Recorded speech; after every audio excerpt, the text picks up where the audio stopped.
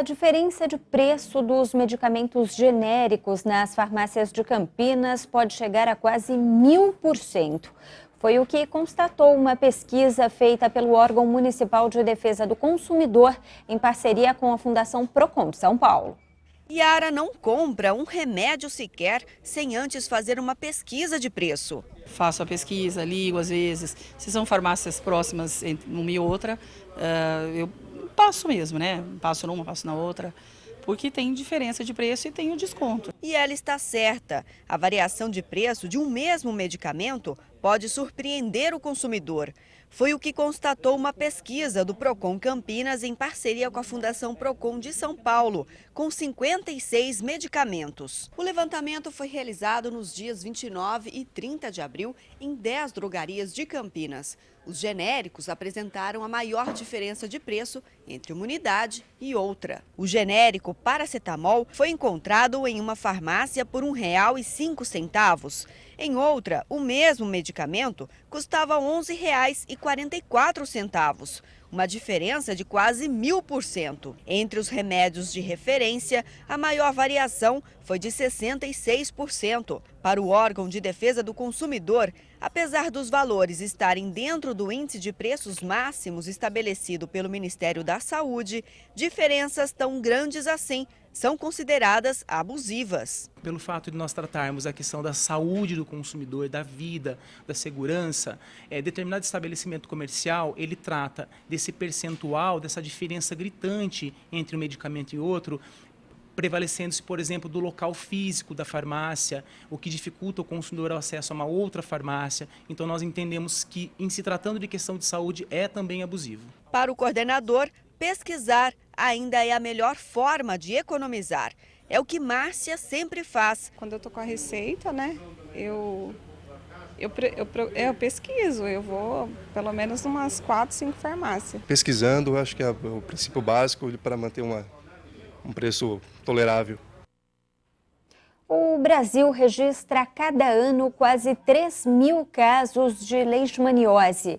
A doença, que era restrita a áreas de florestas e zonas rurais, começa a avançar para cidades. Na nossa região, ocorrências em animais preocupam as autoridades. 2 cidades da região metropolitana apresentaram casos de leishmaniose canina, Indaiatuba e Campinas, que lidera no número de ocorrências, 24 em 2012 e 3 este ano. O foco da doença está em Sousas, restrito a 2 condomínios. A transmissão segue controlada, ainda com casos novos, mas numa área muito restrita.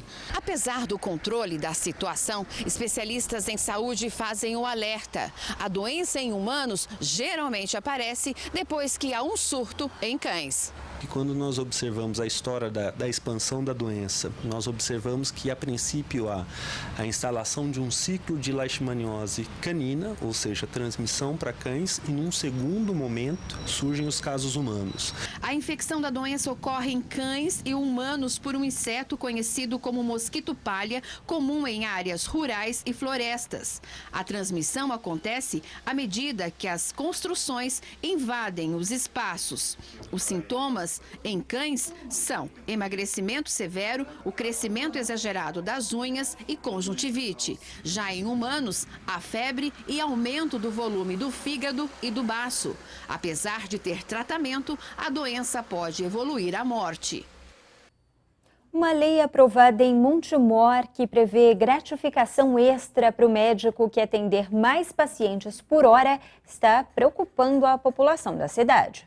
A lei aprovada recentemente deve ser colocada em prática só no segundo semestre.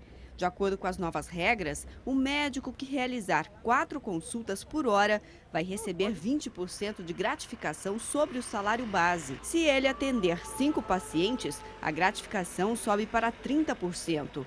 E com 6 ou mais consultas, ele receberá 50% a mais sobre o salário. Segundo o secretário de Assuntos Institucionais do município, esta foi a forma que a prefeitura encontrou para melhorar os salários da categoria e aumentar o tempo de permanência dos médicos nas unidades. Cíntia depende do atendimento nas unidades de saúde.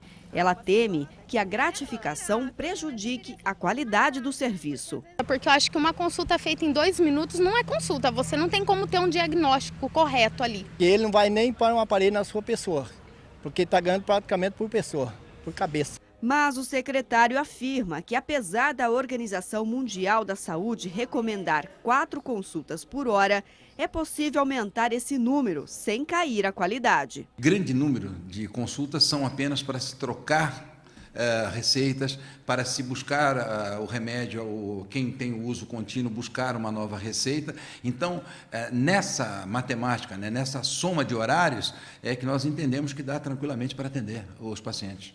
O presidente do Sindicato dos Médicos da região discorda e afirma que vai questionar a medida junto ao Conselho Regional de Medicina. A gente até entende a preocupação da prefeitura em tentar melhorar o atendimento da população, mas não é por aí o caminho. Se quer fixar médico, se quer resolver o problema de saúde do município, ele tem que fazer um plano de cargos, salários e vencimento para os médicos e pagar salário, não esse tipo de bonificação que coloca em risco a qualidade do atendimento.